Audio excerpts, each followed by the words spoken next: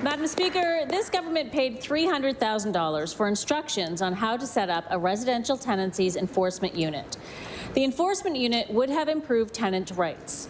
And the government got pretty deep into the process of making this happen. The responsible department was even exploring different options for hiring enforcement officers, and I can table that information.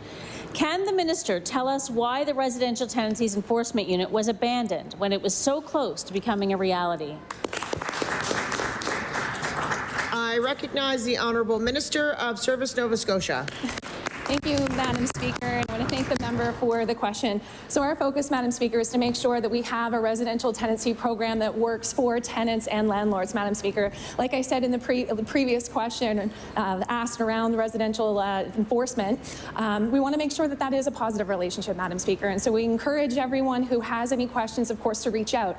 When we did have that report commissioned, Madam Speaker, as we spoke on the floor of the legislature in the last session, the outcomes of that wouldn't have made the improvements that some Nova Scotians would have been looking for, Madam Speaker. So we know that in other jurisdictions they're not meeting the timelines that Nova Scotia is. So, Madam Speaker, I stand very proudly to say that we have made changes to our residential tenancy program to make sure that when there is a dispute between a landlord and a tenant, that they have a resolution in a very quick timeline.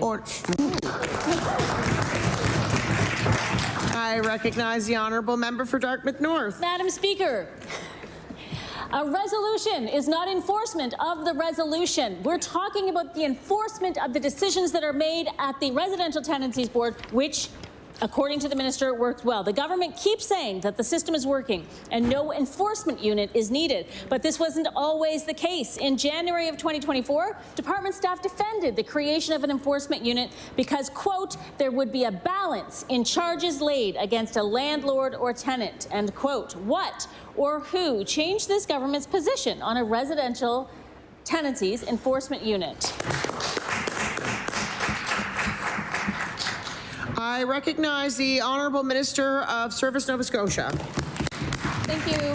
Thank you, Madam Speaker. And so again, I want to highlight the fact that we do have a very good residential tenancy program there, Madam Speaker, and having the opportunity to meet with the teams and knowing that there are members located at access centres across Nova Scotia, they are there to do the good work to support tenants and landlords, Madam Speaker. It's been said before, if you have a program that has that ability to be able to find a positive resolution in a quick timeline, Madam Speaker, we make sure that in the changes that were made, that we're meeting and seeing hearings completed within 3 weeks, Madam Speaker. And we know in other jurisdictions, it's taking months. And in jurisdictions that have tenant compliance enforcement units, it's taking months, Madam Speaker. So we have to make sure that when there are disputes, there is a positive resolution in a timely manner.